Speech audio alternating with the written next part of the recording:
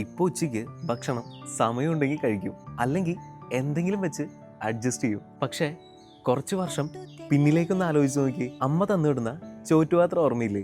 അന്നത് ബാഗിലിടാനായിട്ട് വലിയ ഭാരമായിട്ട് തോന്നിയിട്ടില്ലേ? ചിലപ്പോൾ രാവിലെ ചോറ്റുപാത്രം എടുക്കാൻ മറക്കും.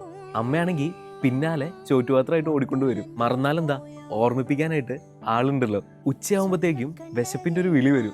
എല്ലാരും കൂടെ ക്ലാസ്സിലിരുന്ന് ഒരുമിച്ച് പാത്രം തുറക്കുന്ന ഒരു ചടങ്ങില്ലേ? ചുമരിലിടിച്ചും ഡെസ്കിലടിച്ചും എല്ലാം. ക്ലാസ് റൂം ആകെ പലതരത്തിലുള്ള കറികളുടെ മണം നിറയാറില്ലേ? തോരനോ മെഴുക്കുവരട്ടിയോ ഉണ്ടാവും, ചിലപ്പോ ഒഴിച്ചേറി ആയിരിക്കും. ചില ദിവസങ്ങളിൽ എല്ലാത്തിന്റെയും മുകളിലായിട്ട് ഒരു മുട്ട പൊരിച്ചത് ഉണ്ടാവും. ഒന്നും കൂടെ ബാഗ് തപ്പി നോക്കിയാൽ ഒരു പപ്പടത്തിന്റെ ബോക്സോ കവറോ കാണാൻ പറ്റും. ബാക്കി കറി വേണമെന്നുണ്ടെങ്കിൽ അപ്പുറത്തെ ഇപ്പുറത്തെ പാത്രത്തിൽ നിന്ന് കൈയിട്ടെടുക്കാമല്ലോ. കുറെ അമ്മമാരുടെ പലതരത്തിലുള്ള കറികൾ.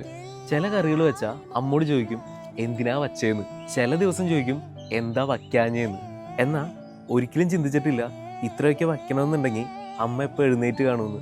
ആ ചോറ്റുപാത്രത്തിന്റെ വില എന്താണെന്നോ അറിയില്ലായിരുന്നു. പക്ഷെ ഇപ്പൊ നന്നായി അറിയാം ആ കുഞ്ഞു ചോറ്റുപാത്രത്തിന്റെ വലിയ വില എന്താന്ന്.